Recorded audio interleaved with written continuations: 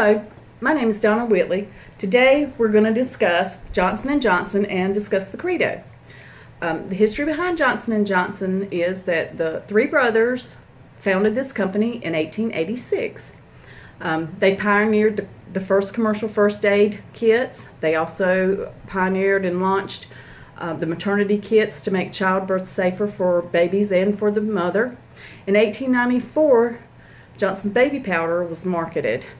They also produced other things and introduced them to the public, such as the sanitary protection for women, the dental floss, and the Band-Aid brand bandages, adhesive bandages.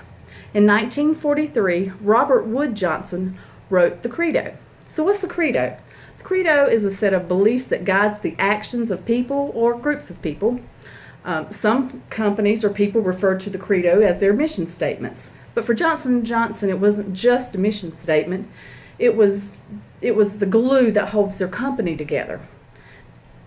And why would a company have a Credo? Well, it reminds people of why the business exists. It's a statement of common values.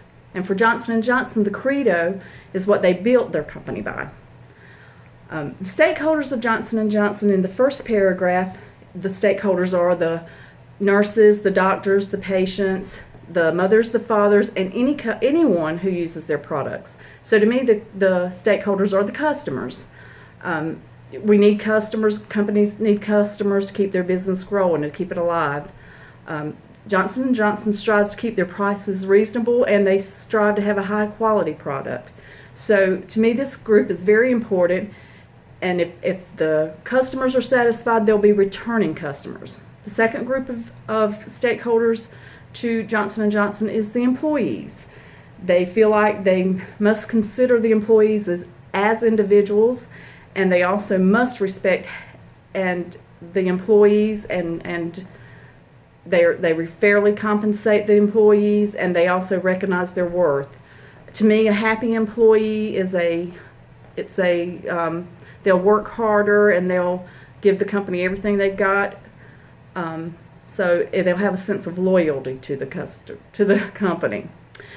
The third stakeholder is the community. Johnson & Johnson contributes a lot to the communities by contributing cash donations, their products, and investing in programs. This helps to build stronger, healthier communities. And stronger, healthier communities are thriving communities. And they're also mindful of protecting the environment and other natural resources. And our communities are made up of the employees and the customers, so this is a good thing for Johnson & Johnson. And the last group of stakeholders is the shareholders, which are the company owners. Johnson & Johnson's a business, so of course they must make a profit. And so the company feels like if they act in accordance to the Credo, the shareholders will receive a fair return.